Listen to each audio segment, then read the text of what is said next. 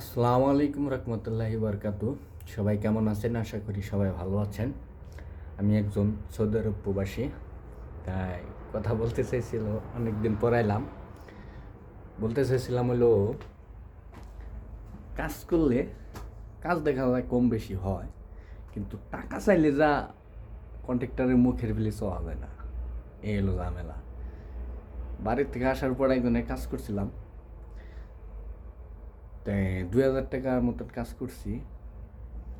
1,000 Real দিছিল, আর 1,000 Real উঠাইতে যাইয়া জুতা তো ছিঁড়ছেই, মোবাইলের টাকা পুরাইছে আরও মনে করেন 200 রিয়াল। এত মানে টাকা বাইরেতেই চায় না পকেটটা, এত মানে আজ দিতেছি, কাল দিতেছি, পরশু দিতেছি, আজকে না, সামনে বৃহস্পতিবারে, এরকম ঘুরাইতে ঘুরাইতে মানে ওর দবা হারা করে দিবি, মানে এরকম পরিস্থিতি হয়েছে। কাজ করলে টাকা পাওয়া যায় না, এই ঝামেলা। ওদের তো পরিস্থিতি খারাপ, তারপর লোকজন আসে, মানে কিছু করার নাই, দেশও পরিস্থিতি খারাপ।